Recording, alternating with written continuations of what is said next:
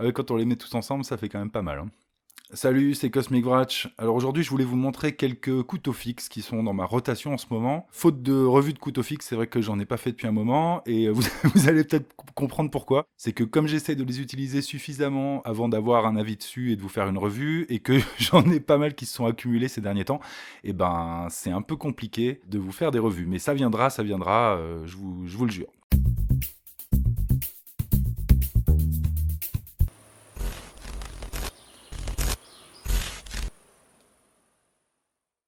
Alors pour éviter que ça fasse une longue énumération interminable, j'ai essayé de vous les grouper un peu par catégorie. On va avoir les Mora, les couteaux pas chers, les couteaux moyenne gamme, mid-range, et les couteaux on va dire haut de gamme, parmi lesquels il y a des customs, des couteaux faits main, et des couteaux dont une partie du process est faite à la main.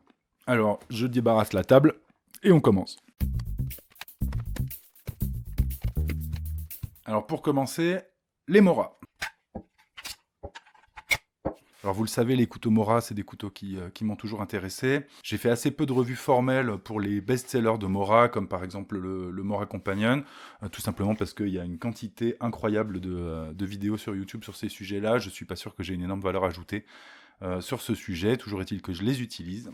Celui-ci, en jetant un coup d'œil ce matin, je me suis rendu compte que il se fait plus. C'est le 511, c'est le moins cher des Mora. Ils l'ont changé récemment, mais bon voilà, celui-là c'est le moins cher des Mora. C'est un couteau que j'aime bien en particulier pour faire de l'initiation à l'utilisation d'un couteau pour les enfants, parce qu'il a une petite garde, il a un manche pas trop long, il a une lame pas trop longue et en même temps il coupe très bien, il a de la pointe.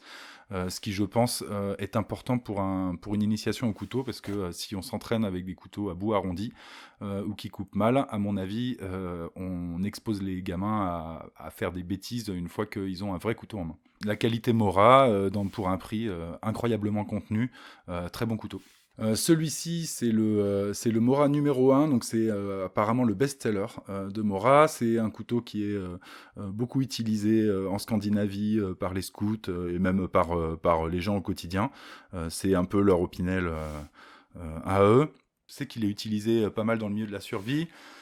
Au départ, je l'avais acheté pour avoir un comparatif avec la lame Mora équivalente que j'avais acheté pour faire ce couteau avec ce manche dont dont je vous avais fait le tutoriel. En fait, maintenant que je l'ai, du coup, je l'utilise. Et j'ai revu récemment quelques vidéos de Morsh Kosanski, qui est un peu un des papes du bushcraft. Je vous mettrai le lien vers une de ses vidéos dans la description. En tout cas, c'est incroyable ce qu'on peut faire avec ce couteau. Alors certains poncent le manche et font des petites rainures pour qu'il soit un peu moins glissant. Il n'a pas de garde, il est un peu plus dangereux, mais c'est un classique absolu chez Mora et en termes de couteau fixe, en particulier en Scandinavie.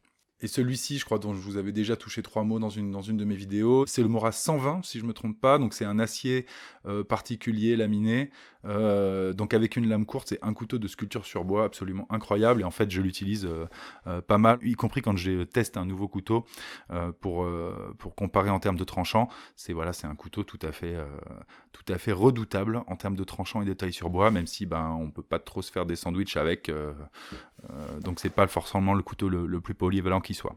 Et puisqu'on est chez Mora, je vous rappelle juste, parce que c'est vrai que je le dis peut-être pas assez souvent, que le Mora Companion, c'est un classique absolu, c'est un excellent couteau. Et je vous conseille fortement, même si si vous pensez déjà savoir ce que c'est qu'un bon couteau, si vous n'avez pas testé le Mora Companion, pour moi c'est le maître étalon du couteau à utiliser dans les bois. J'en parle pas forcément énormément parce qu'il y a énormément de vidéos qui traitent du sujet, mais vraiment, si vous ne le connaissez pas, ça vous coûtera pas très cher de le tester, de l'acheter pour le tester, et vraiment vous le regretterez pas a priori.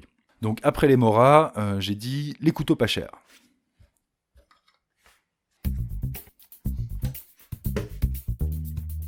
Donc voilà, il fallait bien trouver une catégorie. Ces 3 couteaux-là, c'est des couteaux pas très chers.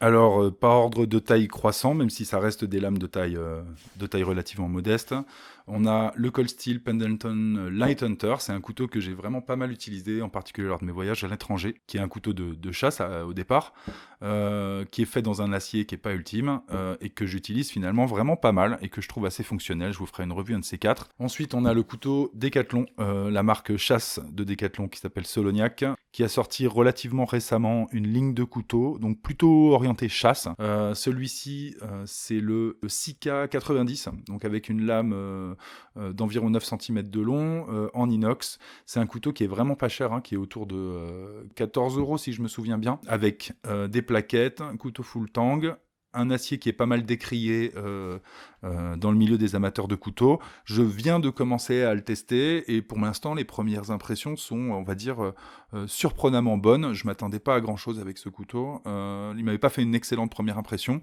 Et là, depuis que je commence à l'utiliser, je lui trouve des qualités. Et donc, quand je serai au clair sur ce que j'en pense, je vous ferai la revue. Et ensuite, on a le SOG. Alors, je sais pas si Blade Light c'est le nom. Il faut que je fasse quelques recherches dessus. Ça, c'est un couteau qu'un copain m'a offert. C'est un couteau qui fait lampe de poche avec des petites LED de chaque côté du manche.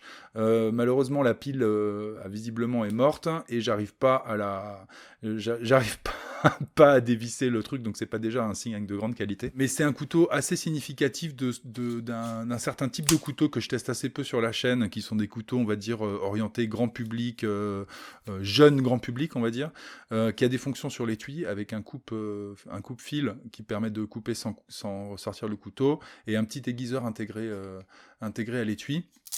Et donc une lampe de poche, ce qui a priori est très gadget. Mais voilà, c'est un type de couteau un peu marketing gadget que je teste pas très souvent sur ma chaîne. Donc c'est pas mal qu'on m'ait offert celui-là parce que du coup, il prendra pour les autres. Et puis si ça se trouve, il va y avoir une bonne surprise, on sait pas.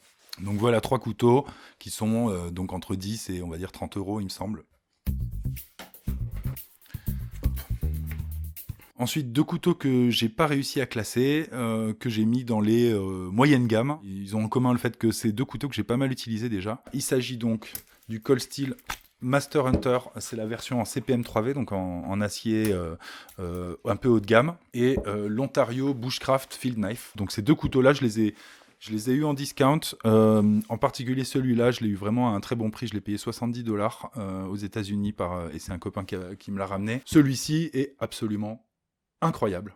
Voilà, c'est sans doute parmi tous les couteaux que je vous présente ici, celui que j'ai le plus utilisé dans l'année passée, depuis 1 ou 2 ans. Il est pas loin d'être le couteau parfait pour moi, malgré quelques gros défauts, dont le look, comme vous pouvez peut-être vous en faire une idée par rapport au look des autres couteaux que je vous présente. Excellent couteau, dont je vous ferai la revue un de ces 4. C'est entre autres à cause de ce couteau que la revue du Survive, dont je vais vous reparler juste après, a connu des délais, parce que franchement, je crois que, pour moi, j'ai trouvé à peu près le couteau ultime entre guillemets pour mes sorties dans les bois, et je suis vraiment complètement fan du Master Hunter, malgré tout ce que je peux penser de la marque Cold Steel, malgré ce look qui est pas tout à fait ma tasse de thé. Une partie du problème du look, c'était cet étui qui est tout à fait fonctionnel, mais du coup, je me suis fendu d'un étui. Donc je lui ai fait un étui en cuir parce que je trouve qu'il mérite un peu d'attention, ce couteau. Voilà, je vous présente le Cold Steel Master Hunter en CPM 3V. Excellent couteau. N'attendez pas ma revue si vous hésitez. A priori, si vous avez repéré ce couteau et que vous hésitez à l'acheter, c'est que c'est celui qu'il vous faut. C'est vraiment une petite merveille. Donc celui-là, c'est un couteau que j'ai eu en factory second, là, en défaut d'usine. Je suis pas exactement sûr de ce qu'était le défaut. J'aimais bien son look un peu à la Kefart, en 51-60, qui est un acier ressort, que c'est la première fois que j'avais l'opportunité de tester cet acier aussi, donc c'est un couteau qui m'intéressait pour ça. Je l'ai déjà pas mal utilisé, je suis pas encore sûr à 100% de ce que j'en pense, donc la revue n'est pas encore pour tout de suite. Une chose est sûre, c'est que je suis vraiment pas fan de son étui, et en particulier du look de son étui. Si je lui faisais moi-même un étui en cuir, peut-être que je le sortirais plus souvent. Donc ça, c'est l'Ontario Bushcraft Field Knife, que je vous mets à côté du Mora pour comparaison en termes de taille, pour que vous voyez que c'est quand même une lame assez longue, et un manche en particulier assez long.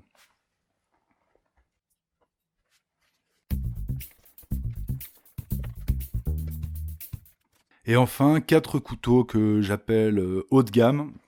Enfin, en tout cas, voilà, c'est des couteaux qui ont coûté un peu plus cher que les autres. parmi lesquels on a des mid-tech, ce qu'on appelle des mid-tech, donc c'est des couteaux avec process industriel, mais dont une partie du boulot est fait à la main et qui sont vendus à des prix premium, et 2 couteaux de couteliers, on va dire des couteaux custom, des couteaux fabriqués par des couteliers à la main.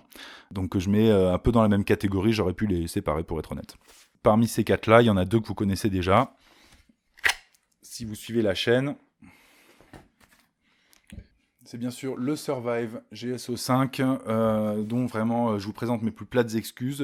C'est le couteau pour lequel je suis le plus relancé par des abonnés pour en faire la revue. Et en fait, cette revue ne vient pas, malgré plein de rushs que j'ai d'utilisation de ce couteau.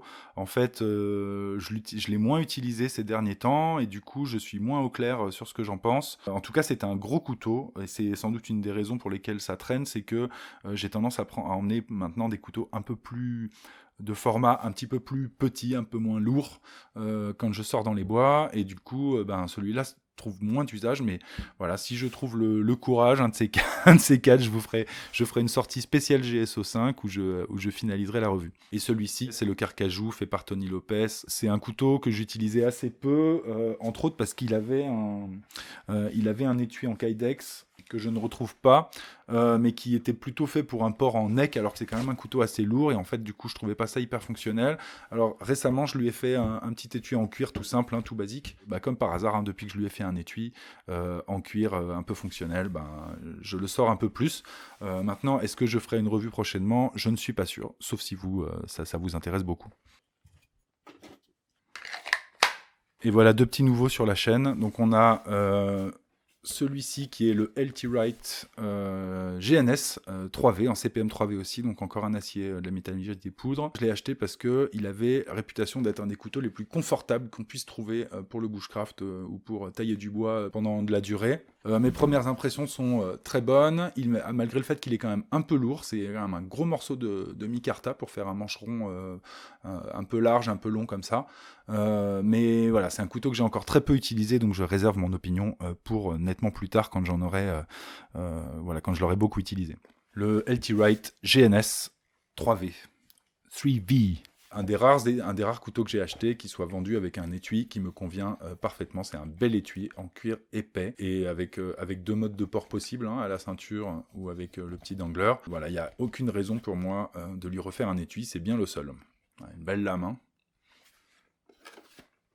Et le meilleur pour la fin, il s'agit d'un couteau fait par un coutelier dont je suis le travail depuis pas mal de temps, qui s'appelle Pierre-Henri Monet, qui fait des couteaux dont j'aime bien la ligne, dont j'aime bien l'esprit, qui fait vraiment des couteaux utilitaires. Et donc ça faisait un moment que j'avais envie de lui commander un couteau. Et donc celui-ci, en fait, ne correspond pas à sa gamme habituelle. C'est tout simplement un Kefart. Et en fait, ce que j'ai fait, c'est que je l'ai contacté, je lui ai demandé de me faire son interprétation du Kefart, et il a choisi de faire vraiment au plus proche de l'original, dont je vous mets la photo sur l'écran maintenant. Si vous ne savez pas ce que c'est qu'un Kefart, je vous l'expliquerai dans la vidéo revue de ce couteau. Mais toujours est-il que voilà, c'est un couteau fait à la main, sur mesure entre guillemets, puisque donc je lui ai demandé de faire son interprétation du Kefart en lui donnant quand même des indications un peu de dimension, mais c'était les dimensions, c'était les fourchettes de dimension du Kefart authentique. Je suis absolument scotché par ce couteau. Il me l'a fait en plus assez rapidement. Il a ce qu'on appelle un taper tang, c'est-à-dire une plate semelle, mais dont l'épaisseur s'affine quand on se rapproche du bout du manche, donc ce qui contribue à son équilibre. Il est vraiment extrêmement bien équilibré. Le manche est contouré comme il faut. Je m'attendais, pour être honnête, à un manche un petit peu plus épais, et en fait, comme il est un peu haut, il remplit quand même très bien la main, et on a une belle lame. Ça, c'est la petite merveille qui est arrivée chez moi il y a quelques mois maintenant, et que j'utilise avec parcimonie pour l'instant, parce que j'ai encore un peu trop peur de l'abîmer. À mon avis, c'est quand même un dur à cuire. C'est du XC75 forgé, donc par Pierre-Henri Monet. Ce qui est intéressant aussi, c'est la matière du manche. Moi, je lui avais proposé du micarta, et il a dit qu'il trouvait que pour un couteau un peu un peu copain des bois comme ça, c'était pas forcément très écologique, et il m'a proposé cette matière que je connaissais pas, qui est du Paperstone. C'est donc un mélange de résine naturelle et de papier, donc c'est une sorte de micarta bio entre guillemets, qui est une matière de manche qui m'impressionne beaucoup, qui est donc plus dur que du bois, plus costaud, nettement plus costaud que du bois, plutôt dans le registre de solidité du micarta, qui a un bon grip, mais qui n'est pas purement de l'époxy, donc du pétrole chimique, etc. Voilà, donc ça c'est un couteau que je vous montrerai sur la chaîne de temps en temps, je pense, et puis je vous ferai une revue à l'occasion. Ça risque de prendre un moment parce que ce couteau me fait tellement battre le cœur que pour l'instant je me sens pas du tout objectif pour en faire la revue, donc je vous ferai la revue quand l'effet lune de miel se sera un petit peu apaisé. Si je devais choisir mes préférés parmi tous ces couteaux que je viens de vous montrer vite fait, et bien sûr c'est un point de vue qui peut évoluer avec le temps, mais pour l'instant ce serait ces trois-là, hein. Le Kefart de Pierre-Henri Monet, le Master Hunter en CPM 3V, et le Mora 120 wood carving. Ces trois couteaux ont en commun de couper extrêmement bien, de trancher extrêmement bien.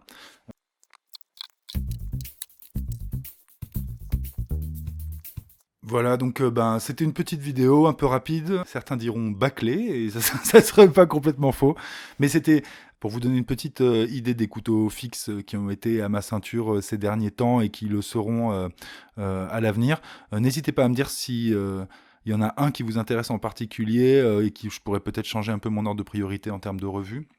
En tous les cas, voilà, ceux que j'ai vraiment pas mal utilisés, donc dont la revue commence à être à peu près mûre, ça va être le Cold Steel Pendleton Light Hunter, ça va être le Cold Steel encore Master Hunter CPM 3V, le Ontario Bushcraft Field Knife, le petit Mora 120, si ça vous intéresse, dites-moi, parce que c'est pas forcément un couteau qui intéresse grand monde, mais moi je l'adore beaucoup, je l'aime vraiment beaucoup. Et puis bon, le Survive, il va bien falloir que je me tape cette revue un de ces jours. Ça devient, je sais pas, j'ai un blocage sur celui-là. J'arrive pas à faire la revue. Je pense que j'avais dans l'idée de faire une revue tellement ultime que du coup ça devient une trop grosse tâche et que je recule devant l'ampleur de la tâche. Mais du coup, je vais peut-être, enfin voilà, si je veux que ça sorte, il faudra peut-être un jour que je baisse un peu mes exigences et puis que je vous fasse une revue toute simple de ce couteau. Voilà. Si la revue de ces couteaux ou de certains de ces couteaux vous intéresse, le meilleur moyen, c'est d'être abonné pour savoir quand ça sort, en sachant que probablement cet hiver je serai pas beaucoup en France et que du coup, le rythme des vidéos va s'en ressentir. Mais j'ai encore quelques semaines là pour vous faire quelques vidéos et puis ensuite ça va revenir au printemps-été prochain. Voilà, et je vous dis à bientôt sur la chaîne de Cosmic Watch.